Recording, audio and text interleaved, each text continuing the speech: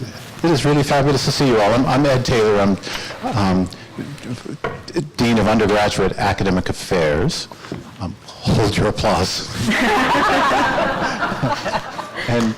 and thank you for coming.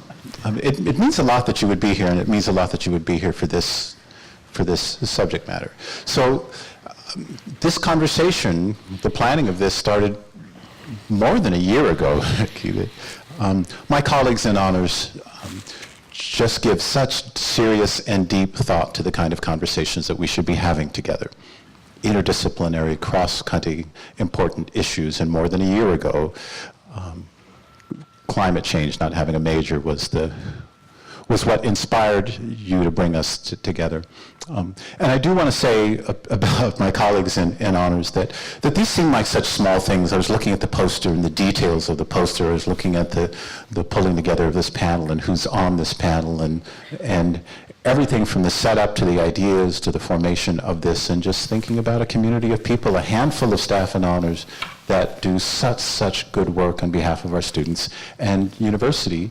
And I'm not at all embarrassed to admit, I love this collection of colleagues. So my staff in honors, my colleagues in honors, would you please stand so we can give you an applause and thank you for the work that you do.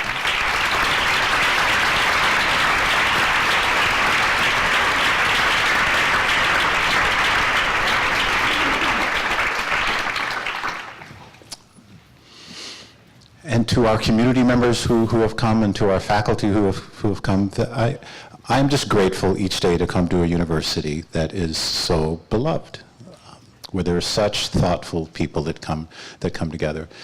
For our students, there's something that we've done really under the leadership of my colleagues in honors the last few years. You notice that we really don't talk in honors about any one of you, because it's not about any one of you. And in fact, we don't use language like best and brightest students and those kinds of things. What we really think about now is how to create community, a beloved community of people that are thinking seriously and deeply. And W.E.B. Du Bois comes to mind at the turn of the century. He said something really quite simple that stuck with me since I read it. He said, he called together people of devotion to lift up what he calls a banner of humanity and march toward a civilization that is free and intelligent, that is healthy and unafraid.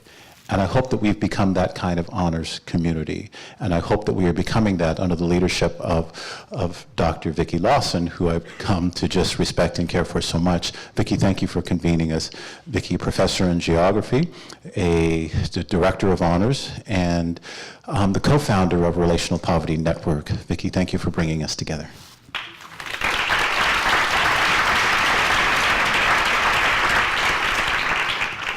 Thank you, everybody, for being here. It's an honor to moderate this panel. As Ed said, we started imagining this a year ago, and I'll tell you a little bit more about how this panel came to be in just a moment. But as we begin our event together tonight, I'd like us all to remember that we are on Duwamish land. We've gathered here as community. Tonight's event is made possible by a generous gift from one of our advisory board members, and that person is modest, so that's all I'm going to say, except to say we're grateful for the resources to do this kind of work. So tonight, we hope to convene a broad conversation about climate change and its entangled politics. The topic was identified by freshman students a year ago, and we've been planning based on their desire to have this conversation since that time. We asked them last fall, what is it that keeps you up at night as you begin your college years? And many of them said they wanted to talk about climate and climate change. They want to talk about the health of our planet. They want to talk about the entanglements of climate change with vulnerability, with poverty, with health. Their questions, and others posed by our guests tonight, because many of you did indeed send us questions, are the guide for our conversation. And later in the evening, we'll also open up a mic so that you can be directly in the conversation. But before we begin the conversation, and even before I introduce this panel, conversation. I hate panels. Before I introduce our speakers tonight, I want to take a moment to say that we're convening this conversation at a historic and a transformative time that I cannot possibly do full justice to. So what I want to do is notice a couple of the things that define this moment. First, the Paris Climate Accord, COP22, became international law on November the 4th of this year. On November the 8th, our presidential election shifted our climate politics, bringing changes, no doubt, to our role in international climate and in domestic climate politics. In addition, the nation's first carbon tax initiative was rejected on our ballot in the state of Washington last week. And in North Dakota, and today, in solidarity actions around the country, the Standing Rock Sioux and the Water Protectors are standing in peaceful protection of water, land, and life, and in opposition to the Dakota Access Pipeline. Their action asks us not to silo environmental challenges away from other big questions, questions of native self-determination and survival. And of course, there are many other things right now that characterize this moment. So you may ask, why on earth is Honors hosting this conversation? And here's why. Because we are a program that does interdisciplinary work and invites our students to bravely engage with complicated issues that have from global to local importance and back again. And we want students to be engaging these complicated conversations as they design their years at the University of Washington and their lives far beyond us. We're convening this conversation because we're responding to freshmen concerns about climate change. They asked us for a discussion about what is at stake in different claims to know, about who gets to decide what matters about climate, and what kinds of actions result. We're hosting this conversation because we want to open up lines of dialogue across the UW campus, represented by my colleagues here tonight, to engage in complicated questions about education, knowledge, power, and action. We also convene this conversation among 3 distinguished scholars as an example of respectful engagements, an example of listening intentionally and learning from each other. And of course, tonight's discussion is partial, inevitably partial. There are many other vital debates and actions going on in many other sites, in activist arenas, in courts, in governments, at the Marrakesh Climate Change Conference this very week, and all around the world, even as we sit right here. So our focus this evening is on what is at stake in making knowledge about climate, and how does that inform action? And our hope is that we will encourage dialogue, and more dialogue, and that we hope it will continue past this evening. So my staff invited passionate thought leaders from different corners of this university to try to address the students' questions. Our speakers come from different issues, different backgrounds, different experiences, and different intellectual formations. And we've asked them to tell us a bit about their own paths, their own life's work towards education and action. And we've asked them to try to engage you all in conversation to demonstrate the creative power of their approaches to these issues and hopefully to inspire your own education. So let me take a moment to introduce our 3 speakers tonight. Jean Dennison is an assistant professor of anthropology. She is a citizen of the Osage Nation, an educator and a researcher whose work focuses on contemporary colonialism and self-determination by the Osage Nation in Oklahoma. Her recent book, Colonial Entanglements, traces a governmental reform process in which the nation tangled with dramatically different versions of their own history and over what it means to be Osage. Professor Dennison's work explores settler colonialism and indigenous sovereignty as these are entangled with complicated politics about energy futures. Professor Dennison also works with youth on the Osage Nation language program, and as importantly for tonight, She works to decolonize knowledge and the university by asking us to think about who gets to ask questions, who decides what matters in climate and other debates, and how power plays into decisions about climate change. David Battisti is a professor of atmospheric sciences. Dr. Battisti is a teacher, a researcher, and a policy advisor. He served as co-chair of the Science Steering Committee for the US Program on Climate Change and directed the UW's Earth Initiative. Professor Battisti's research interests are in paleoclimate, the mechanisms responsible for remarkable and abrupt global climate changes evident throughout the last glacial period. And he also works on the impacts of climate change for food production around the world. Dr. Battisti has taught in the honors program in the past, and this coming spring, he'll be teaching a course titled Why the Public Accepts or Rejects Science. He's also been involved in bringing climate science knowledge to hearings in federal courts and is a scientific advisor to the Svalbard Global Seed Vault, also known as the Doomsday Seed Bank. Professor Hanson, why did I say that? That's all right. Professor Hanson Hosein, not that I'm nervous, of course, is director of the UW's Communication Leadership Program. And Dr. Hosein has 3 law degrees. He educates through stories. He's a former NBC war correspondent covering the Middle East and a public intellectual. And he told me when I was preparing for this, and I quote, "I happily gave up my faculty appointment a few years ago to be the Director of Communication Leadership and have more freedom to do reckless work.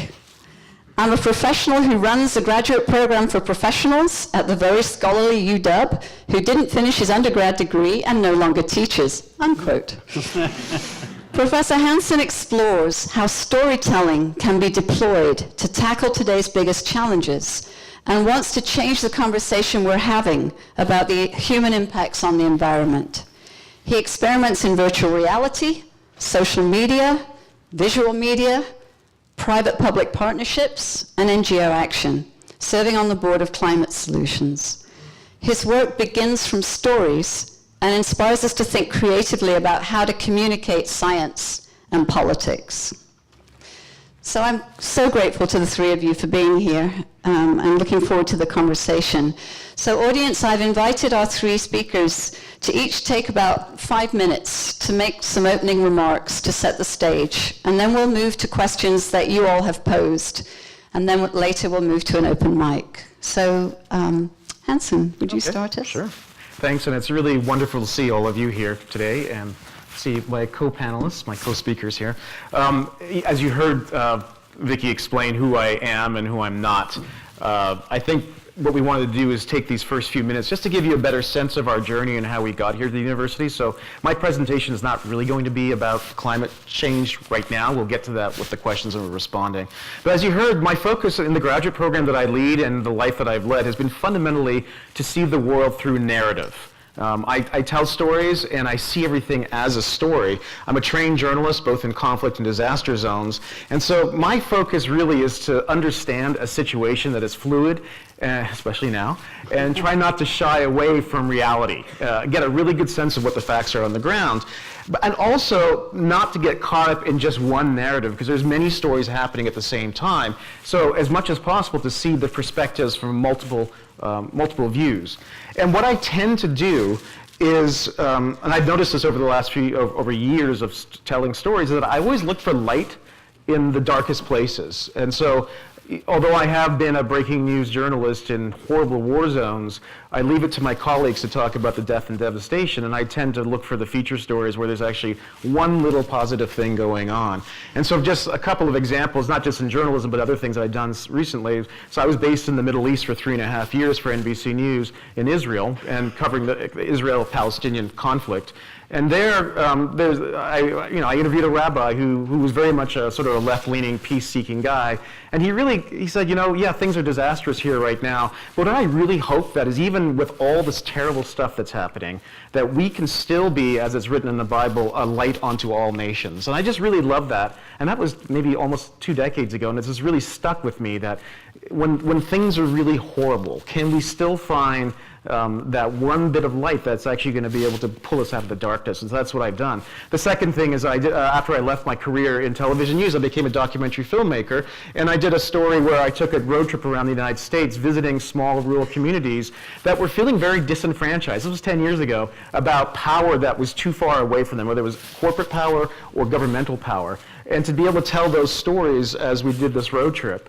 And it was called Independent America, the 2-lane search for mom and pop. And I didn't know, and I feel like the movie's old now, but and it tells a very positive story about rural America. And it was really the inkling of what we're seeing playing out over the last week in terms of people feeling disenfranchised, people having a different point of view, and very much wanting to be heard. And then thirdly, the thing that I do right now is very much this notion of digital technology and digital media upending traditional institutions and really changing the nature of power, and we very much have seen the impact of that over the last few days. And so what I've learned along the way is that when given an opportunity, especially in situations of stress and turmoil and change, people tend to sort of recede into their groups, into their tribes or their identity. This is when identity politics get really bad. And things start to get turned upside down. And the last time something this cataclysmic happened was the last time we started seeing the urbanization and industrialization of the world in the early 20th century. And it led to some pretty serious things. And I think we're seeing that now. And so I'm looking at this again from the point of view of story and narrative in terms of how we can think differently about that. Now, since I joined the University of Washington, as you heard, I'm neither scholar nor academic. I do not have a PhD, so not a doctor. But my role, I've always seen as there's enough brilliant people here who can do the research and the scholarly work. I feel that given the fact that we do tend to retreat into these groups and tribes, and I use that in a very generic sense, I apologize to those who actually belong to a tribe, that we need to find ways to actually bridge those divisions. And so what I consider myself a community scholar. A lot of what we do is meant to actually connect the work of the university to this region and to the world. And so I am very connected to a number of organizations, from the Seattle Chamber of Commerce to Climate Solutions to just joining the board of KUOW, the NPR station here, so that we can bring some of the methodology we do in our graduate program, which is around storytelling and connecting communities in a much more overt way, because everybody's looking for answers right now. They're thinking that the old world has going away. How can we think differently about making these connections? Is that, okay, I thought we had 5 minutes. I'm not ready. Okay, I hit 5 minutes. Anyway, what I'm hoping to do over the next few minutes and in my time here is really to help guide the younger generation as we think about moving forward on all this. Sure. Hawe dahe, hudadoin wajaji, tijo washtake shji. Just wanted to introduce myself as a citizen of the Osage Nation and tell you a little bit about my people, because I think it's really fundamentally important that we do situate ourselves. And I think it's one of the things that's really lovely about this conversation that Vicky and others have put together for us today are the very different kinds of perspectives that we're bringing to the table, and what it is that we think what it is that we think matters. And I think you'll even see this in all of the ways that we respond to these kinds of questions and in all of the ways that we do. And I thought a lot about what it was I wanted to say in this 5-minute opening and what was important in terms of not necessarily situating myself, although I think that was a little bit of what we were called to do, but situating the importance of this moment. And so for me, what I want to do is give you all, in brief, a short aspect of some of what's at stake in this moment, thinking about climate change in particular, although I don't think it's simply related to climate change, but thinking about this moment in time from Indigenous perspectives, which I think is really incredibly vital and incredibly insightful for what we need to be doing in terms of this kind of work of thinking outside of only what it is that privileges particular perspectives and allows other kinds of perspectives to have view. And so Vicky mentioned Standing Rock, and I think probably most people in the room have some sense that this is happening, and about how an oil pipeline is being proposed across the Missouri River, which is the Standing Rock tribe's primary source of water, and it's without their consent. This is such a key moment in this time for many people. Many people are organizing around it. But it's a really powerful moment, and I'm incredibly excited to see the organization around this. But I think we have to also think about the ways in which this is not anything particularly new for Native nations. This is something that Native nations has been happening to Native nations and indigenous peoples across the globe again and again and again. Indigenous nations are often at the center of these massive climate things, probably because of the kinds of power dynamics that are at stake. So even with the Dakota Access Pipeline, it was actually proposed to go through an urban, the capital of North Dakota, and was actually moved to native land. And you see these kinds of things happening again and again. And one thing that I think is really important, again, what I thought about doing with my introduction, of situating why I'm here and why this matters, is to think about other things that are even closer to home with this. So thinking about how the Quinault Indian Nation, which is 20 minutes from campus, is currently fighting its own battle against the expansion of the existing Port of Gaze Harbor, which is to handle oil transport here in Washington and elsewhere. So thinking about their situation and the importance for all of us to, as we're thinking about what it is that we can do for climate change, thinking about how we can support the Quinault in their efforts, thinking about the Lummi Nation, which has been successful, won a years-long battle against a massive coal export terminal. Thinking about the Yakima, which is about 3 hours from here in the Confederated Tribes of the Umatilla Indian Reservation, and others that are fighting against an oil by rail terminal in Vancouver. So these things are really close to home. These things are not just things that are happening in Standing Rock, they're happening far away. These things are really close to home. These are ongoing battles that I think we need to get behind, and we need to find ways to support.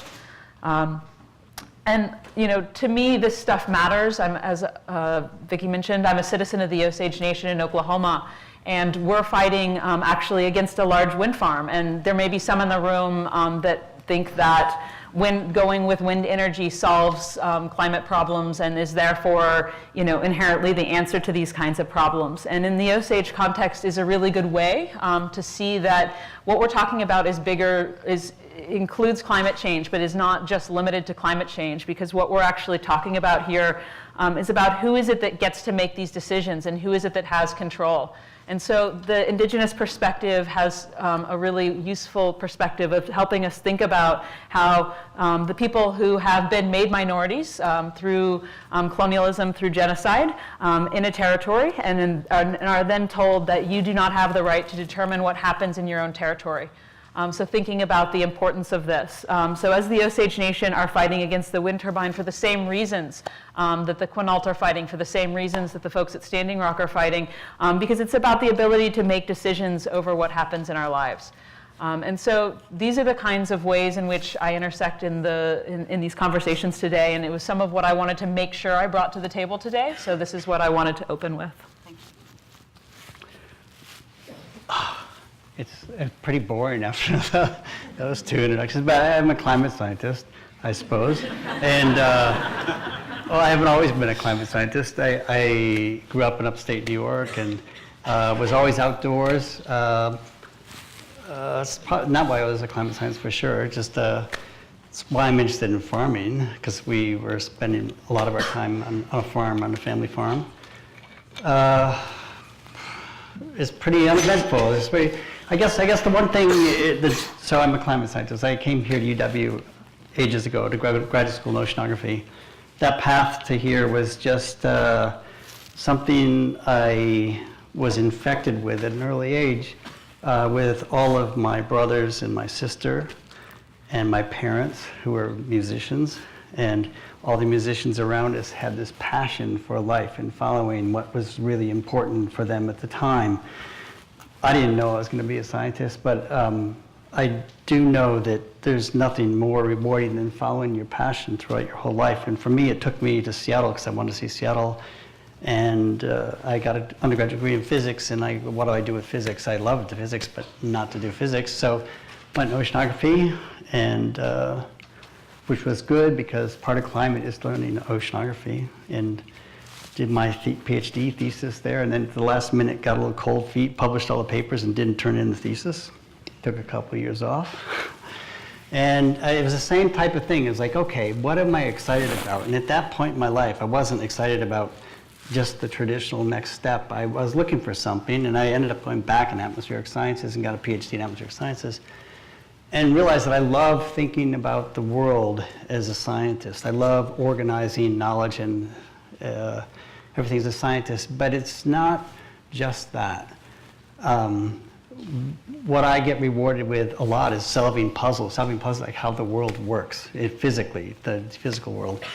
But that's not the end of story. And one of the best things about, for me, being at UW is a very easy place to collaborate across disciplines. You know, having these conversations where people are just, I mean, this is not true of all universities. I've been to a lot of universities, and people are phenomenally good in their discipline, but usually that they want to stay in their discipline.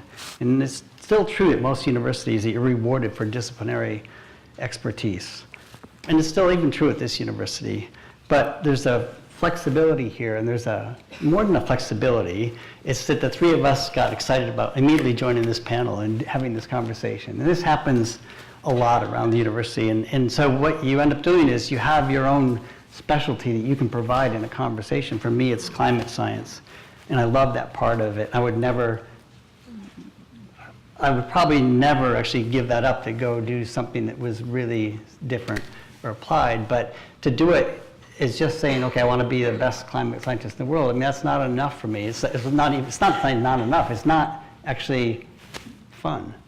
What's fun is getting together and thinking about how you communicate this, or why people, why you have these climate skeptics. And that requires conversations with other people, sociologists, right? Psychologists.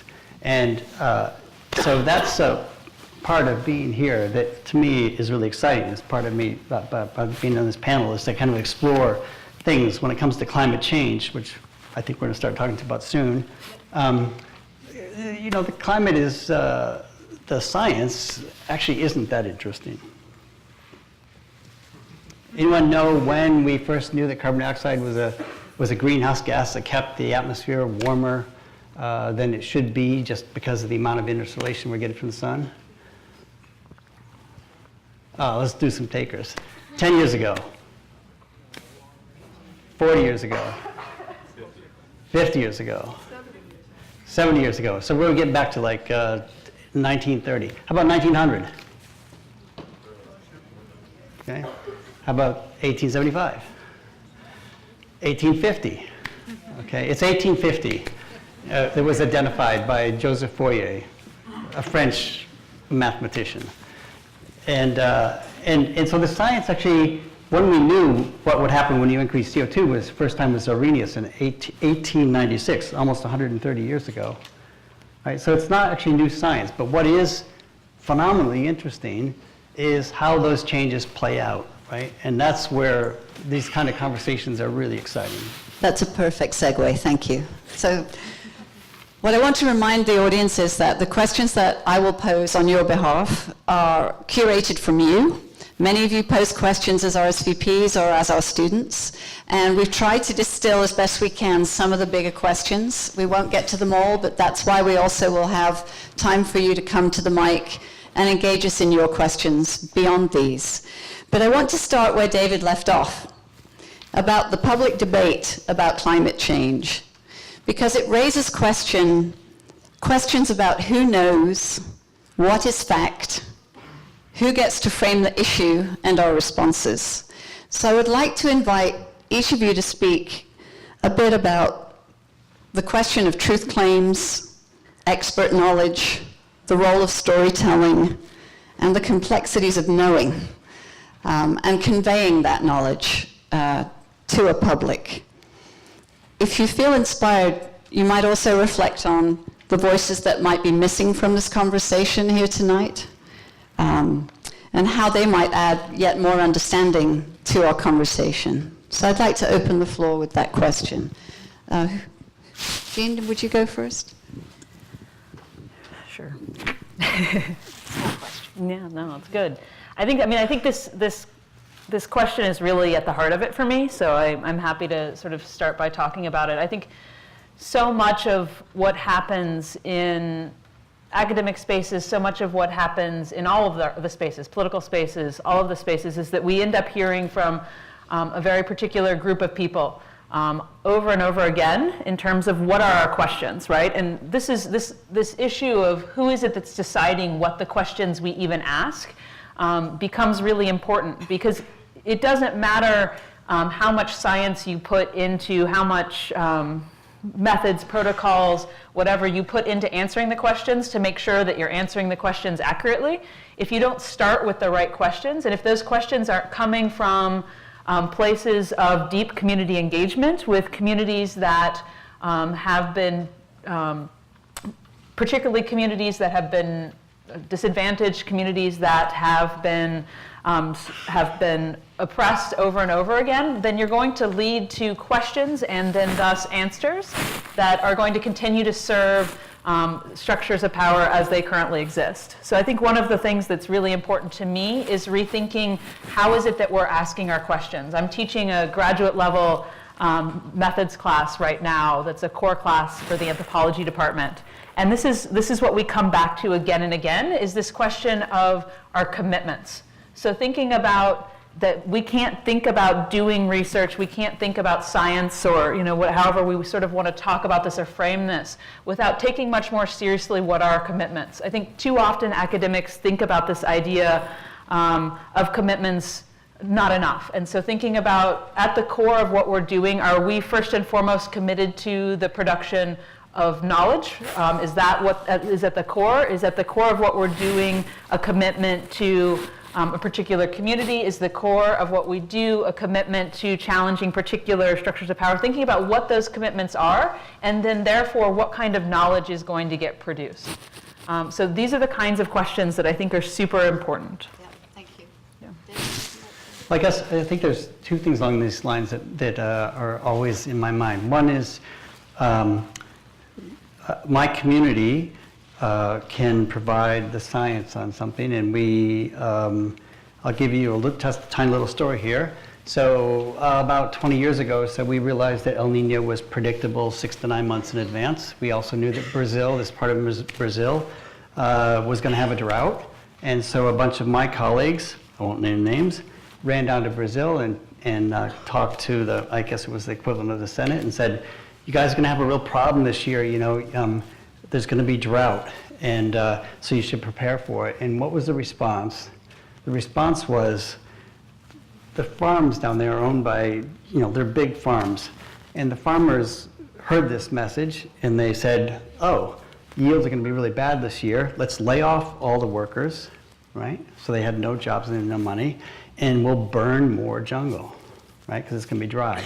That was good, right? So the lesson there is, if you think, if you have the hubris that you think you understand a system or how a system responds because you understand the science really well, then that's a really dangerous place to be. So that conversation is really important. The other thing that actually is on my mind along these ways is I really worry not just about climate change today, but climate change science, but where do you get your information?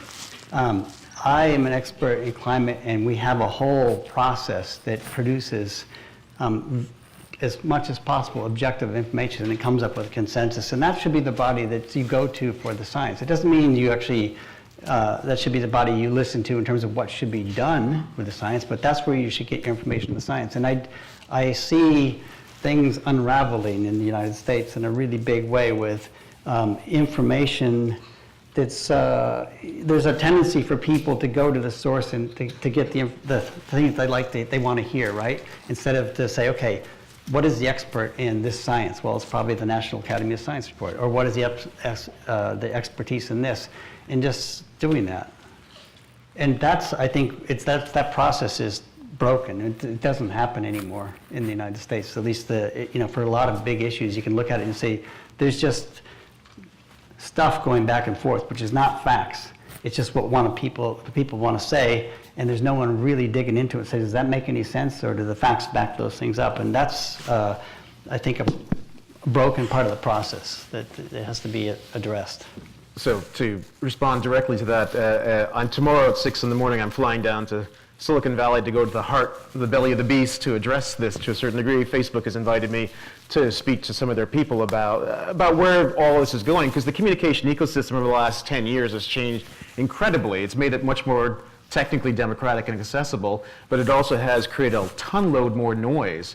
And people have been taking advantage of that noise to share various versions of the truth, to be able to have people to think differently about different subjects to the point where we aren't able to reach that much consensus about it. And so Facebook, as you may have heard, is a little bit concerned about its role in what happened last week as well. And so there's some real deep conversations going on right now about how we are using our communications ecosystem to actually communicate about really important subjects. And so we will be talking about that and trying to figure it out. I don't know there's a solution immediately. From my point of view, because I do look at things through narrative and storytelling, my focus is really to see how can we actually create a new narrative that allows people to see the challenge and problem in a universal way without necessarily threatening the identity of the various groups.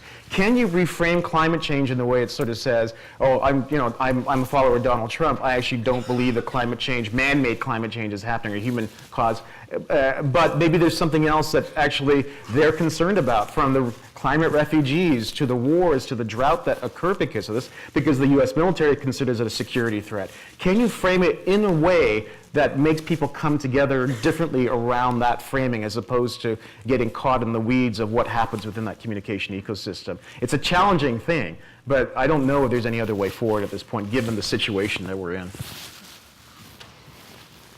I want to follow up a little bit and ask you guys to reflect on the positionalities of knowledge. And by that, what I'm actually thinking about, David, is the work that you've done in the federal courts, for example, of trying to test, as I understand it, and please correct me, to try to testify to what science has asserted we know, as one example.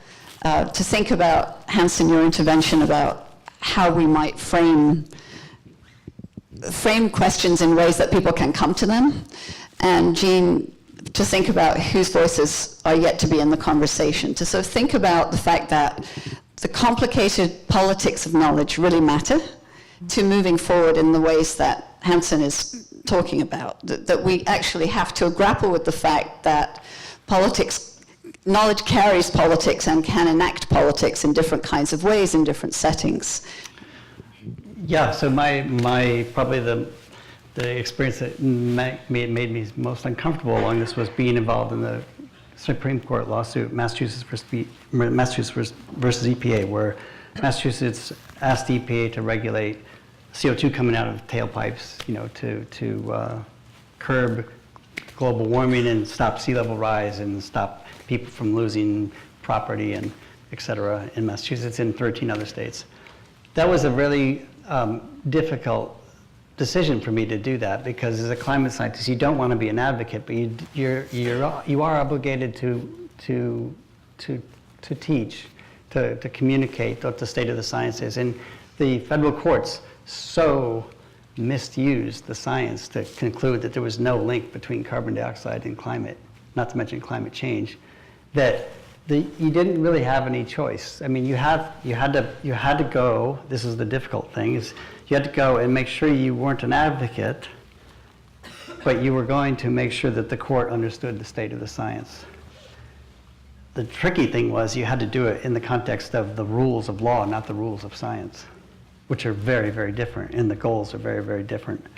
So that's a tricky part, is how you do that intersection where you're left quite uncomfortable, either because your information could be extreme, like the Brazil case, really poorly used or used in really bad ways, or in this case, you had to for me, I had to communicate science using the ground rules of laws, which meant things like you just put all the certain things forward, and you kind of withhold the things that are not just quite as certain. So Dave, I just have a question about that's the second time you've now mentioned the science being potentially misconstrued by a system. And the first one, to me, is an obvious one, which is this crazy communications ecosystem. But now you're even talking about the system of justice sort of distorting it. So I'm curious, in what situation can we actually have a clear understanding of the work that you do so that we can actually clearly embrace it if these different environments are changing the tenor of what you're trying to get across? I think, another aspect of this that's really important for us to really think about and maybe push back against too is this concept, this sort of neat separation between being an advocate and being a researcher or being a scientist, right? I think that there's a real danger in these kinds of neat separations, as if knowledge can be pure or knowledge can be applied. And in fact, knowledge is always doing work in the world, right? The knowledge that you're producing and putting into this world is either challenging the status quo or reinforcing the status quo. And so I think there's a real danger in these kinds of neat separations in these kinds of ways. And then, another aspect of this that I think what you're talking about really brings out and makes really vital is this sort of sense that the scientists have it right and the advocates are going to sort of not get it right. And I think there's a real danger in this sense. I think there's a lot of activism that is not thought out well enough. I mean, anthropologists have long critiqued development organizations and others for not understanding the context well enough. And so I think what you're saying about the need to understand context and the need you don't have to look very far in indigenous studies. Think about, boarding schools or any of the rest of that, to think about how good intentions around another population often go really poorly, right? So I think absolutely understanding context, engaging with local communities has to be vital. But I think there's a real danger in creating this separation between, the scientist who has the time to figure it out and the advocate that's just rushing in, because I think there's a lot of people that are doing really good activist work that are engaged in local communities and understand the consequences of things, right? So I think that's a little bit of a false dichotomy. Yep. Well, I didn't mean to put it up as a dichotomy. It's just it's a worry for me. It's a really well-founded Yeah. worry, right? Like it is, we need to understand context. Yeah. So I'm going to move us along. I'm hoping that we'll circle back to all of these themes as you guys enter the conversation. This one, this is a distillation of many, many questions, and I'm going to just put it fairly bluntly and simply. And I'm going to ask each of you to reflect for a minute on what you think are both the most urgent and feasible steps towards addressing climate challenges. Please be comprehensive. I'll give it's once again a derivation of the theme I've been talking about. I think the challenge around climate change and talking about it is that it's this slow-moving threat. And even for me, as somebody who understands that this has embraced this, is that I can't go and watch a documentary on climate change because it just feels so ominous. It feels so horrible, and I just don't want to go. I don't want to face it. And so, can you imagine what the average person has to deal with when you're being told, well, these are all the things that are happening, and it's really hard to stop it. And so, what I think has to change is that we don't have a problem overreacting to terrorism. Given how, in terms of what it means strategically to our country or our economy, it's actually a very small threat, but it weighs very heavily in our mind, and so much so that we're able to influence the policymakers to do something about it. And I understand that. I've actually lived through terrorist attacks. The same probably has to happen from an environmental point of view. We have to build enough public consensus and a public movement to sort of understand that this, no matter how slow-moving it is, it's actually imminent, and the risk is high, and the consequences are cataclysmic. And so how can we inspire people in a very broad-based way to move on this? Because if you do that, then the people in power will pay attention. And it is happening. We're seeing that some traditional sort of conservative communities in parts of this country have begun to embrace that climate change is occurring. Yeah, no, I guess two things there. One is it is happening. There's a lot of pretty high-level CEOs in this country that realize that not only do we have to address this issue, but actually there's value in addressing it. There's actually money to be made in it. So things have actually, in terms of the general public and even in terms of like the US corporations, things have actually changed. The incoming administration, I say we have to go there tonight, sorry, it's not about the science. I mean, they might say we don't believe the science, but if you actually look at what's going on, especially the guy who's the head of the EPA transition team, it is not about the science. I mean, either you've got to be a cretin, right, or 3, or something like that, but the science is really basic. It's just conservation of energy. The science of the world warms up when you put more CO2 in it is something that's been known for 150 years. It's not about the science, it's about regulation, right? So the one thing that we have to do, I grew up at the tail end of the, whatever it's called, the 60s and the 70s, and everyone in my generation just knew, I like the dance. The dance was good. I liked it. Just knew that you could change the world. Right? There was never any doubts, and there was a lot of environmental stuff that happened at that time, but it was also the Vietnam War, and you just felt like you knew this was the right thing to do and you could do it. There's a lot of stuff that's actually stacked up against us making progress right now, but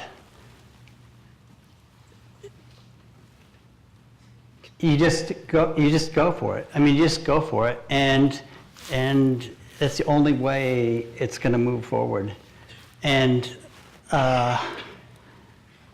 you know, I don't know how to say it any more than that, because if we just are complacent at this point, it's not just climate change, it's deregulation of a lot of things, right? One of the fears in the Supreme Court case was if we win, which we did win, the first thing Republicans are going to do is go after the Clean Air Act, which they did, right? That's a really bad outcome, right? But in fact, that's what's going to happen in the next couple of years, right? If not even starting in January.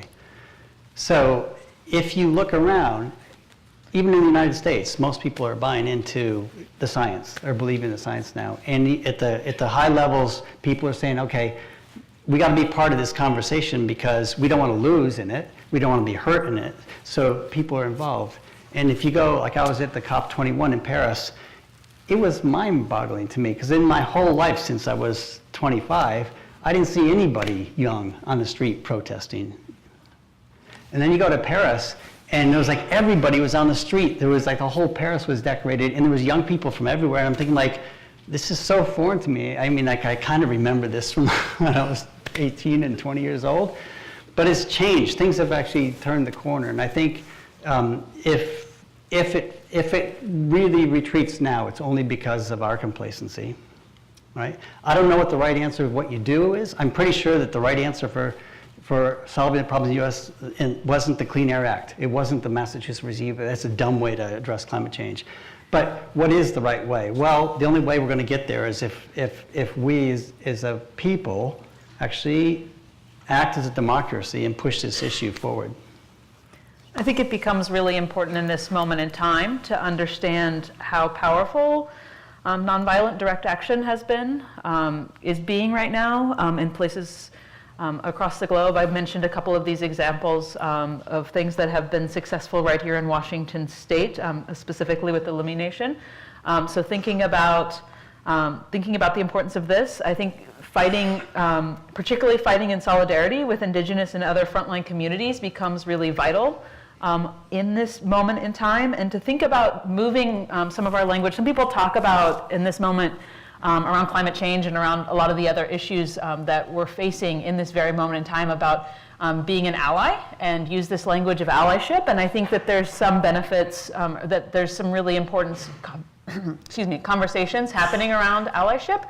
But I think what we actually need to try to switch to is a model of being accomplices, and thinking about how is it that we ourselves can become part of and support these things in a much more direct way.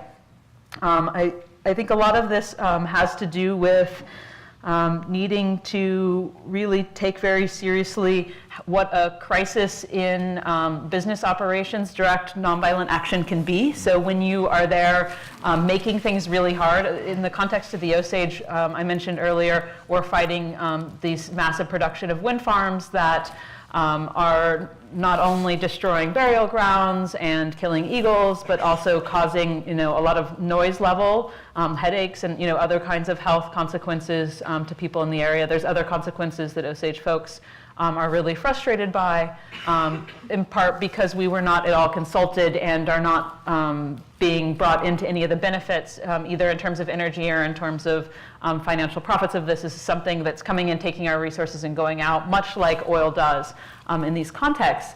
And so thinking about this as the sort of constant work of being disruptive has actually kept some wind farms from being produced in that area because it's seen as a space in which you're going to be disruptive. We actually have a lot more work to do because they're right now in this moment in time continuing to try to make that possible. But the importance of being disruptive to business models can be a really powerful way. So I think that it's not our only tool, but I think it's a really powerful tool of doing nonviolent civic action. I'm going to pose one more question on your collective behalf, and then we'll move to the second part of the program. This is not an easy question, but it's a question about governance. And in essence, what many of you asked was, how should responsibility for addressing climate change be distributed through local communities and all the way to throughout the world? Well, I mean, that's the real issue it's the real issue we have right now, because if you accept the science, then you have to have a conversation about what to do. The answer might be nothing, right? This is a value statement that requires you to have kind of an understanding of how the whole thing would play out. If you take certain actions, how will it affect things like, indigenous peoples, indigenous rights? How will it affect economies? You name it, just down the road. So there has to be a pretty thorough analysis that involves pretty much all stakeholders, which is a really tough thing, given that we can't be having this conversation for the next 30 years, because by then it'll be a really different world in terms of the climate change. But at the same time, that's the pushback. The pushback is the only really way to address this problem is through governance, it's through regulation, and even more fearful if you put a carbon dioxide molecule in the atmosphere and it goes everywhere, right? It's a global problem. So really the only way to address this is by some sort of global governance, which for a fraction of Americans is probably something you would fall on your sword to make sure you avoid, right? And I think a lot of this, that's what you're seeing.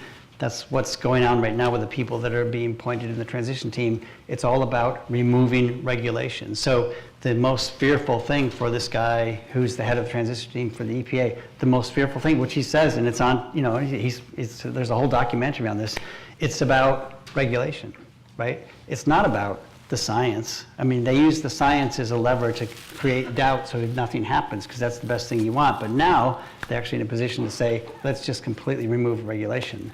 So that discussion and somehow that conversation has to happen, and it has to be forced to happen, because otherwise we just sit back, it's not going to happen. And that's what concerns me most, is that if this governance has to happen at a global scale, I mean, my wishful thinking is that in my work in climate solutions here in the Pacific Northwest, maybe we can show the way here in Oregon and Washington State by doing the right thing from a legal point of view, but it's clear that's not even enough. It's not even enough to lead by example if the rest of the country resists, or even other parts of the world. And so my thinking, which is very emerging right now, is whether, forgetting about governance for now, we have to go to the source of where the resistance is, which is the oil companies. And basically, there's been some activist shareholders in those companies that sort of say, there's risk involved right now with your business because of all this. Can you elevate that level of risk within the corporate sort of perception of that company, that oil company, and sort of say, you know what, we actually need to do something about this, not because it's the right thing to do, but because our business is at stake. And so I don't know exactly how you do that, but I think at this point, given the current political reality in this country, we got to go into the belly of the beast and see if there's anything that can be done to change minds about what they can affect. I don't know if it's realistic. But whenever I hear you speak, it gives me great pause in terms of how we're going to pull this off in a mass regulatory way if there's so much resistance. as far as I know, there's no examples of global governance or regulation other than the few kind of trade treaties we've put in place, which are also kind of But under attack, right? I want to repose my question with a tweak, and that is to ask the question again about responsibility. And that is to say, other than thinking about current formations of nation states and United Nations structures or other forms of existing governance, it's really also a question of responsibility and privilege, and how we begin to have a conversation that allows us to grapple with that piece and to ask the question of whether responsibility lies equally everywhere for trying to address this challenge. That sounds like it's up your alley. Yeah, I mean, I think this is really at the core of it, right? I think that this question of how it is that we go forward in this moment of time. I mean, I actually think that this idea that the people that are most responsible for this are the ones that need to understand that they're most responsible, but I think that this gets to the core of how capitalism works, without, sounding, sounding whatever. I really do think that as long as we have a capitalist system where you are not at all penalized, which would be, if we had a system in which governance of some sort could hold corporations accountable and make them pay for the kinds of vast environmental damages that they're doing, we'd be in a totally different space, right? But short of having that, I'm very skeptical that we would get corporations doing this, because the concerns are very different, right? The concerns are, if we are not expanding our profits, then we're in what's called a recession, which means our shareholders are very upset at us. Like, we have to constantly be making more money than we made before, right? This is the model, this is how capitalism works in sort of its most basic form. And so I think that system is actually what's sort of fundamentally at stake here. Good point. All right. Thank you, guys. So I would like to invite people to come up now to the microphone. And I have more questions in my pocket, but in the spirit of dialogue and an opening space for a broader conversation, we welcome people to come up. My guess is that as you warm up to this and get out of your seats, we will have quite a few questions. I certainly hope so. Comments, questions. If that's the case, if we do have people coming up, we'd ask you to make a brief comment or question in order to open up space for the broader conversation. So don't be shy. We would love to hear from you. Come on up. I invite you with open arms and warmth. Be first, be brave. I'm going to do the sound check so we can set the level so that this nice young person doesn't have to do that. Thanks, Jordan. I want to thank Jordan in the back, everyone. He's our technician tonight and has been incredibly gracious with his help. Thanks, Jordan. So in the interest of just allowing people to be able to see, could I ask you guys who are waiting to speak to come up front so we don't block the view of audience members over here? And the way I'd love to run this is perhaps we could invite a couple of comments or questions from the audience and then open those to the panel and sort of just do a couple at a time and then see where we go. And sorry to be putting you on the spot and then keeping on talking. It's really annoying, I know. But if you could limit your questions to be relatively brief so that we have time for plenty of discussion, that would be wonderful. Please. My name's Colette, and I'm really interested in GMOs and how those can help us kind of survive the changing world climate change will create. Not just, themselves, but the policy problems that come with them, the fear that comes with these sorts of things. Thank you very much. Can I invite another question up? We'll put a couple of questions in play. Yep. Hi, I'm Ricky.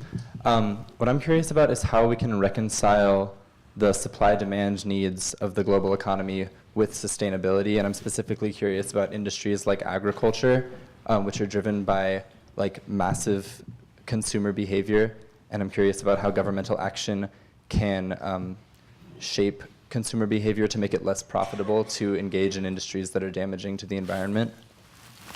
Yeah, thank you. sound kind of your food security is Yeah. sort of right up your alley, isn't it? Yeah, so with the GMO things, there's a discussion we can have around those that have to do with stability of this stuff in the environment. It's in terms of the climate change stuff, two things. One is agriculture is, despite the stuff that you hear on the radio, it's not 20% of the problem. Even if it was and you can lean it all up, you're still only 80, there's still 80% left, right? But that 20% is usually counted, and it depends on who's counting those numbers. It includes methane, right? And methane is a very potent greenhouse gas. But the thing about methane is, if you decide you have a real problem and you stop emitting methane, the atmosphere cleans it up in a decade. It's gone, right? So that's not the problem that's the global warming problem. The global warming problem is if you take a carbon dioxide molecule and put it in the atmosphere, it's there for another 5,000 to 10,000 years, right? So that's the problem, and it's very expensive to pull it out. And there's no technology that does it, right? So you're just going to wait for millennia, many millennia, for the atmosphere to clean it up. So that's the real problem. So even if you actually solve the methane problem, you really haven't really addressed that. Now, there's an issue, the other side of the story is, if climate changes, can GMO actually help you increase food supply, given that also the population is going to increase and you hope they're going to develop, and so you'll need more food? I wouldn't say that GMOs plays a special role in that so far, based on their record, but new genetic tools that help you breed faster, which is not the same as GMOs, is being used. And unfortunately, the one thing that climate change does is it puts a heat stress on plants, and that's something that they've been trying to breed for 30 years with no progress, right? So even with all the new genetic tools, there's no progress in trying to beat heat. Okay, so that's that issue. The other question was consumption. That's not just about global warming. That's just about consumption. It's just about how much materials you use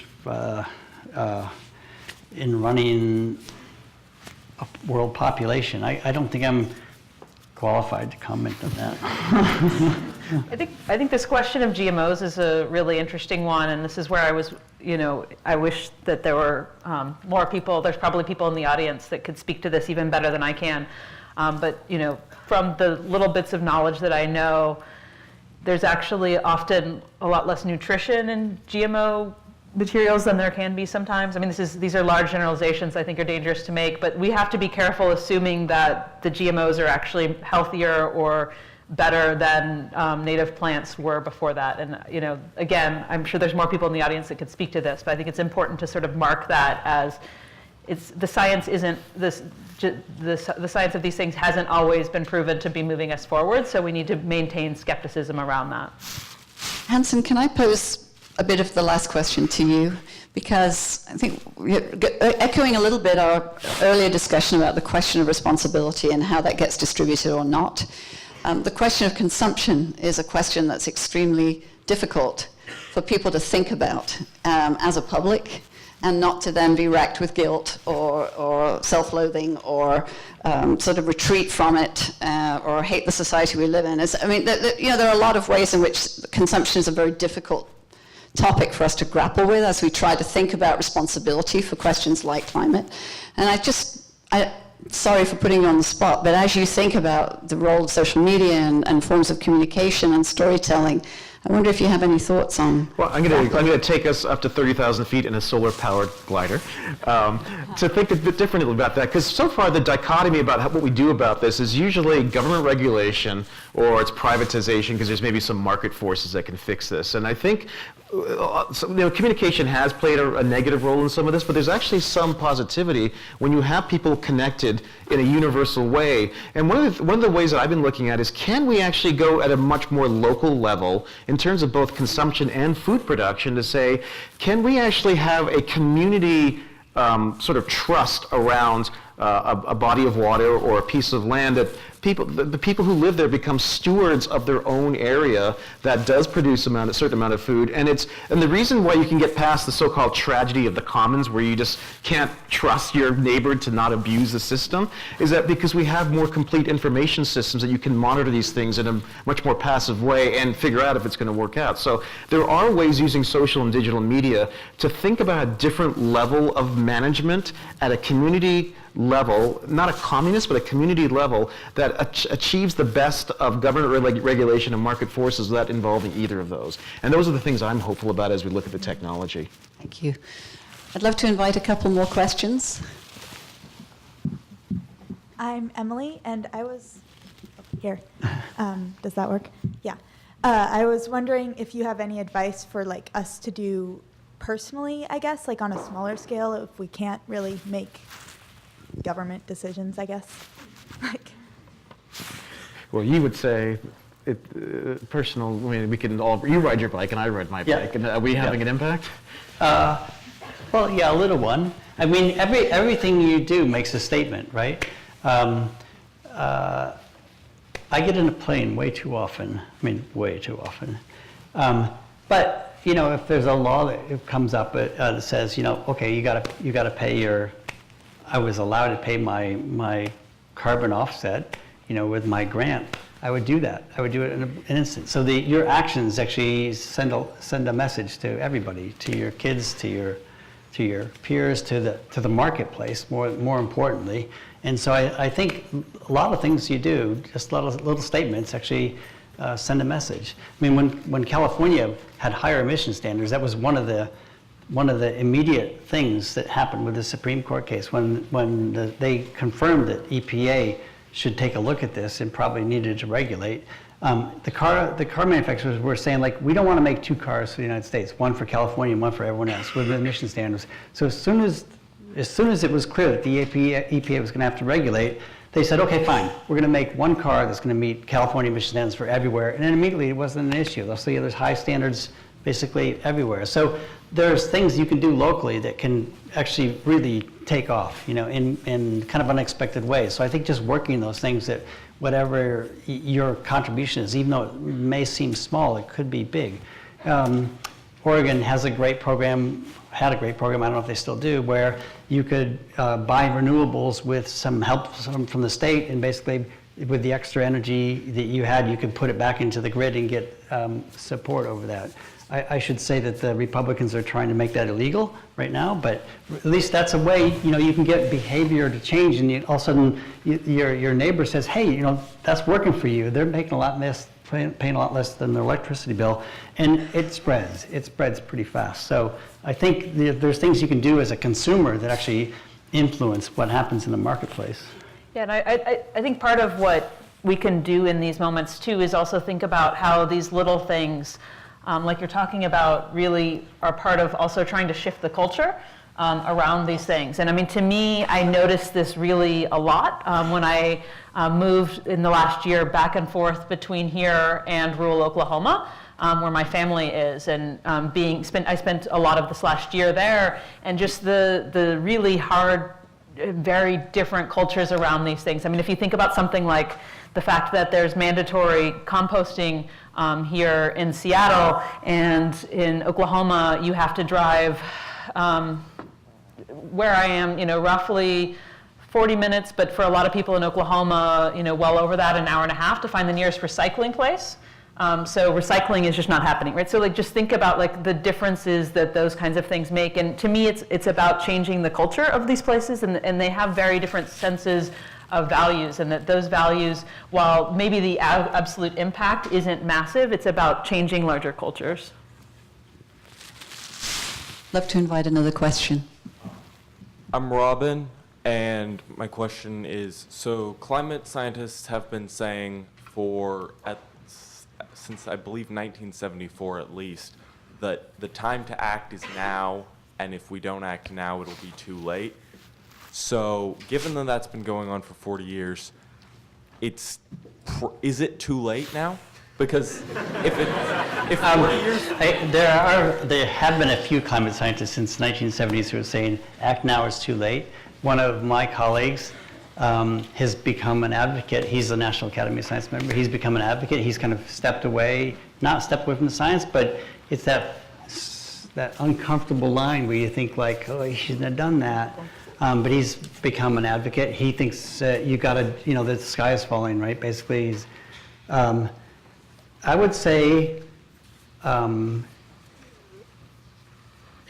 it's not too late. I mean, it's the longer we wait, the more we emit, the more different the world will be 100 years from now. It'll be just a different world. We're not going to kill everybody on the planet when we do this. It's just going to be a very different world than the world that I grew up in. And so is it too late? I mean, it's just the longer we wait, the more we emit, the more the world will warm up and the fewer glaciers you'll have and things like that. It'll be a different world, right? But aren't we already seeing the consequences? I mean, people have, well, I don't know if your folks have said this, but the Syrian refugee crisis is partly a result. So there are places where people really get hurt. All right, then there are often places that are already, there's tensions, they're on the edge, and this climate change makes it worse. And of course, it's like a slowly building up problem. So the longer we go along this route, the larger the fraction of the population of the planet that's affected negatively. Yeah. I'd love to invite another question.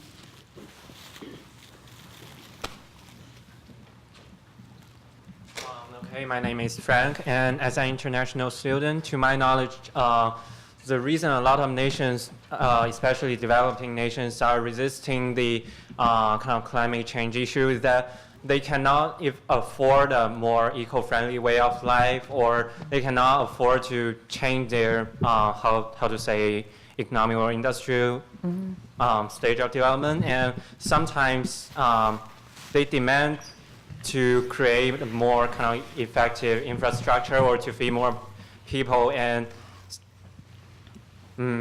had some, how to say it, some of the viewpoints that we have to make more carbon emissions. Actually, some of the Chinese public intellectuals have such opinion, and actually a lot of developing nations are shouldering the negative effects of some eco-friendly measures. Like a lot of regions are suffering from the pollution created by solar panel manufacturing and wind turbine manufacturing. And is there any way we can, improve the understanding across nations or communications across nations? And how do we distribute the responsibility and demands between different nations? Thank you. Thank you. Yeah, I think this is really fundamentally, I'm really thankful that you brought this up as a question, because it takes us back to this governance question that we were starting to have, that, so much of what I've seen happen again and again is we have people in really privileged spaces saying, the whole world can't pollute like we pollute, so let's create these regulations. And it's like, we can live this particular standard of living, but it's not acceptable for the rest of the world to live it because of the consequences.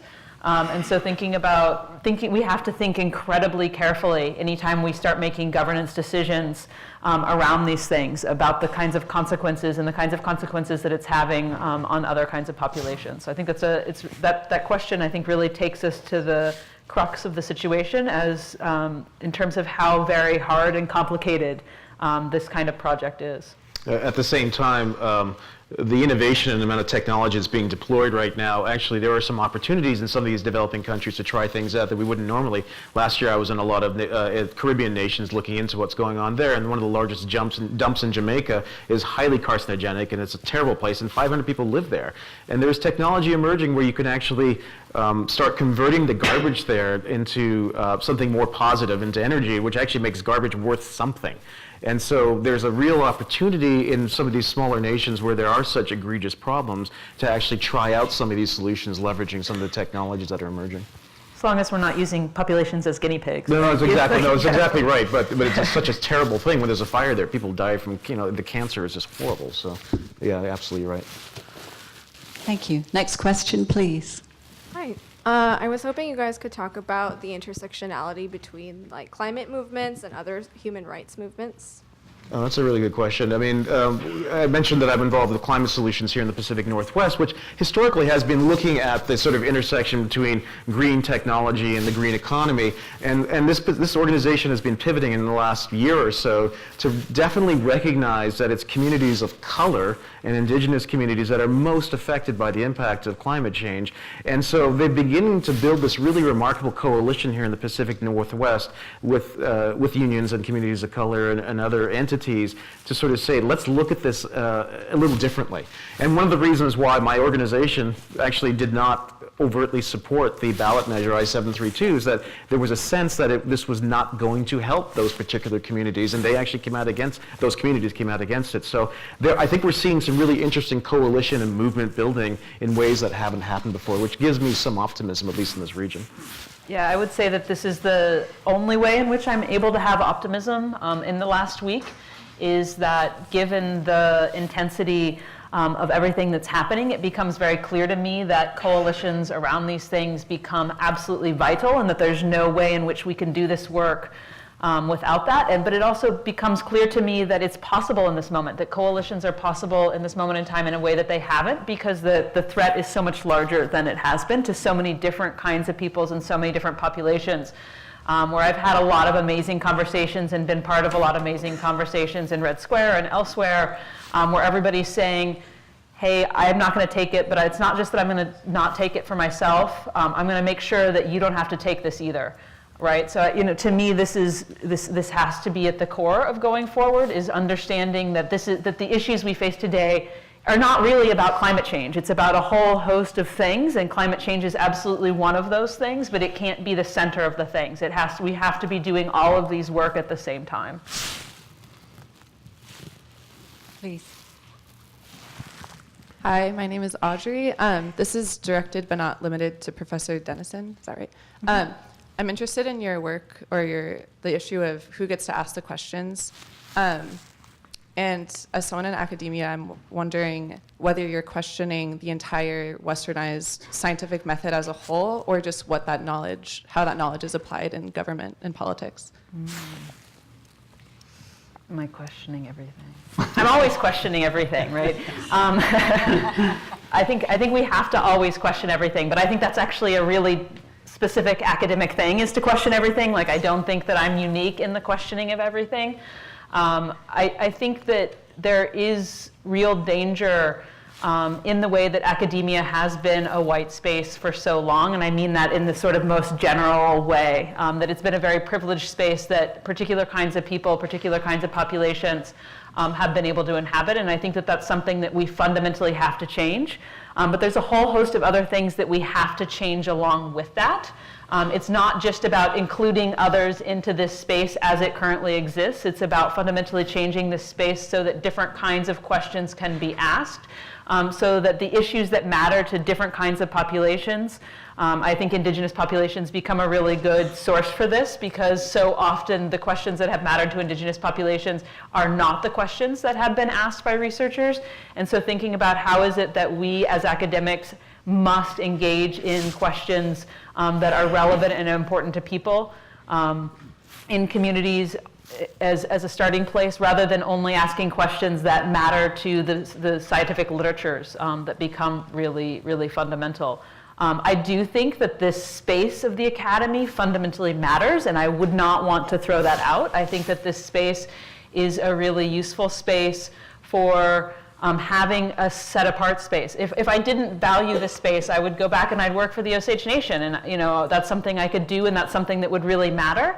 But to me, the idea of having a space that I'm not caught up in the day-to-day of those particular battles, but I get to reflect on them, and I get to think about them, and I get to think about issues like sovereignty and self-determination and what matters to indigenous peoples from strategic points of view, and intersecting with other conversations that are happening in other kinds of academic spaces. I think, I continue to value that while questioning some of the other fundamental ways in which this space has so often operated. And I'd only add that I think it's important to ask different, how we do ask the questions differently. I think the academy and the experts and the scientists do have an obligation to think differently about how they communicate it. I think scientists have to become better storytellers if people are going to be able to absorb this stuff, because the ecosystem is so fundamentally different today. And there's a challenge to the academy in both of those interventions. There's a challenge not only to bring in different bodies, different perspectives, different voices, but also for those of us who've been in the academy for a long time to actually change the ways in which we think about the way we also work. And so this is not simply a question of bring in different people and ask them to make us different. Yeah. But it's really about us thinking very hard about what we've allowed, what has been disallowed, how we practice knowledge. And that's part of what I'm so grateful for this discussion tonight to open up. We do have time for some more questions. Hi, I'm Lila, and this has been touched on, but I was just wondering, you all had said that it's not about the science, it's about the regulation, and then you made the point about the capitalistic society really being a barrier to regulations. And so I was wondering, do you think that the change has to start from local scale going to a more corporate scale, or is it the other way around? And thoughts of that? Well, it's not all about the science. It's about the whole. It's a value judgment of what society wants to do with the information, and one of the issues for some people is if it requires regulation, that's a really bad thing. So regulation is part of the reason why some of the people push back. But there's other people that have other interests, and it might be that climate science is a threat to them or is a panacea to them. So it really it requires that discussion. It's not just like which questions are asked, but once the information is there, where's that discussion happening? And everyone brings different values. So I think about the world as a scientist, and I'll never give. Those are probably the most important values to me. I'll never give that up. At the same time, I recognize that when it comes to what you do with the information that I generate, I have no special voice in that, right? And none of us do. But it's beholden on all of us to actually be listening to each other and really understand, if you did this, how would it play out for all of the possible stakeholders? There's a guy in Wisconsin, Steve Carpenter, ecologist. He runs these exercises that are fascinating. It's like there's this lake here. You're going to regulate something, or you're going to do something with this lake, and what does it affect? It affects the fishermen, the boaters, the farmers, everything else. And you get them on the table, and you start having these discussions, and they start understanding what the different options how they play out. And then you start saying, oh, okay, I shouldn't maybe be, so rigid in my views, because I understand this is a much more complex picture. Right? And that's true with climate change or anything else. I mean, climate change is one of many, many, many problems. And there's a lot of problems right now that climate change makes a little bit worse that are acute problems today. And it's really important to understand that, because otherwise, if you go in and try to say, I want to solve climate change, but I'm going to pay no attention to poverty, right, or access to food in these countries, you're not going to get these people to actually even agree with you, not to mention, care what you're doing, because they are acute problems now. And I think so that somehow that conversation where you really listen to each other and you're paying attention to everybody's values and you're trying to come up with a solution, which is really difficult. That's really critical, right? I mean, it's really critical. And I think, it's easy to be intimidated by the fact that it seems like corporate power seems to have so much sway over us right now. But I think there's also huge power at the local level, especially in this region, with the values that this region has and will continue to have. I've interacted with the leaders of various companies in this area, from Nordstrom's to Starbucks to Costco, who decide that they're going to take care of their people and their communities in a different way that Wall Street doesn't necessarily want them to do. But they think it's important to them at an ethical, cultural leadership level. Now, you could be a little cynical about that, but I think that is a very specific thing that radiates out of this region at both a small and a large level. And so I think it's very important for us as the Pacific Northwest or Seattle or Puget Sound to practice the values that matter to us, regardless of what's happening elsewhere, because of the chance that it could become contagious. Mm-hmm. I'm so glad you brought up the local in the ways that you did, because I'm a geographer, I put that out there, and one of the things that's been fascinating to me watching political movements have traction over the last 8 years or longer is that many of these have been spatial strategies that have not gone straight to the federal level, but have actually worked region by region, state by state, place by place, to make difference at a local level that builds a movement that then moves to other levels. And I think remembering that we're not locked in to only being political at the level of the federal government is probably a vital survival strategy for many of the people in the room. Right now. We have time for one more question. I feel bad for the line. Hi, I'm Claire. So as the climate continues to change, there are likely going to be places that are going to be disproportionately affected physically.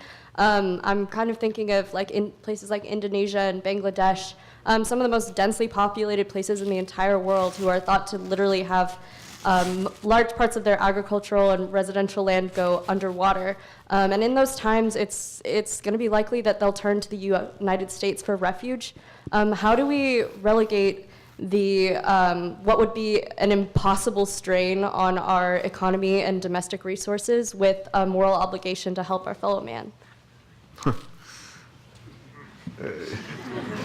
First of all, you're right. I'm not going to answer your question well, but I think you're absolutely right to point out that the refugee crisis that has come out of the Middle East is the thing that puts so much stress on Europe and to a certain degree the United States to actually cause some pretty radical political change. And so if there is great fear now of refugee movements, and we can actually point to the causation that some of these refugee movements are happening, particularly because of climate change, is there something that sort of says from a national security point of view that we should actually do something about climate change? And that's what I'd love to see. I don't know if that's a step too far politically, but I think if we can actually connect those dots, that might get us somewhere. Any other reflections from you? I'm going to tie it off with a bow here. Be careful. Yeah. Now's your chance. Can we have another question? We can. Okay, fight among yourselves. One more quick question. I didn't literally mean fight. We can speak to you guys after too, right? Yes, we will. Yes, of course. We will come. We will make sure your questions are captured at the end of the event. But if there's one more who'd like to pose one with our audience, jump. Yeah. I'm doing it. Yeah. All right. We're not going to fight anymore. Gotta love the way. So, my question, I'm Alex, by the way. Hey, Alex. My question is, with the USA being one of the leading economies in the world, and our position as kind of a role model for many other countries, how do you think the next 4 years will play out with one party in control of all three sectors of government, and then being anti- I had to ask for one more question. Come on, yeah. You answer that. You're talking about climate now, right? Yes, I'm talking about how this party is. Yeah, that was a climate. mistake, wasn't it? You played your hand. We almost got through it. Yeah, we did. We almost did. To be perfectly frank, I think other countries are just going to ignore what we're doing when it comes to climate change. Yeah. So I don't think they can ignore what we're doing. Right? I think. Well, I mean, they'll most of the progress we've made in the last 8 years in this country is by executive order. Those will all be overturned. Even if they weren't, the Paris Accord, the strategy is you just don't do anything, right? And there's no ramifications for doing that, right? So there'll be some discussion. Europe will not change what they're doing. China has the best investment in renewables in the world. And they have the technology, and we're buying their technology, right? And they have a strong incentive to clean up from coal burning because of the air pollution problem. And there's great social pressure on the government to do that, right? So I really, it's a setback from the point of view of U.S. emissions. It's a definite setback in terms of the way people will no longer look to the United States for leadership in this issue, probably others as well. But I see the world moving forward regardless of what the U.S. does. I think we have to really hope that in this moment that Hegel had it right, and that we live in a dialectic, and that this is a pendulum swing. And so we have to get behind the momentum of this pendulum swing and push it as far and as hard as we can and try to hold it there. That's the message of hope we want to end on. Right? Yeah, there you go. I was trying. I'm going to take my prerogative to end with Hegel. But in ending just a little bit of business, we will capture your questions, and thank you for having them. I want to let you know that many of you in the audience who are organized and active in climate issues of one kind or another sent us materials. So for those of you in the audience who want to think about action, we have the Take Action table in the corner with a lot of information. We will also, as honors, be following up on this event, capturing questions and continuing to provide connection between members of our audience tonight if you don't meet each other this evening. I want to thank you all very much for being a part of this conversation. There are always people to thank, and most particularly I want to thank these brave people who agreed and then thought, really, did I really agree to do that on this night? Our three speakers who have been thoughtful and engaged with each other and generous and brave, and I'm very grateful for that.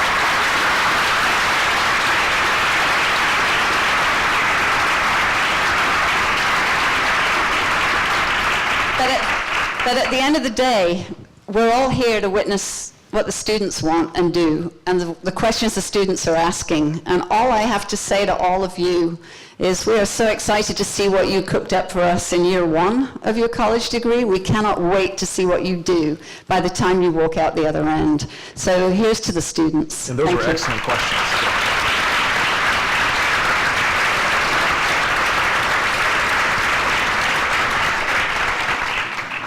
We are done. Thank you very much.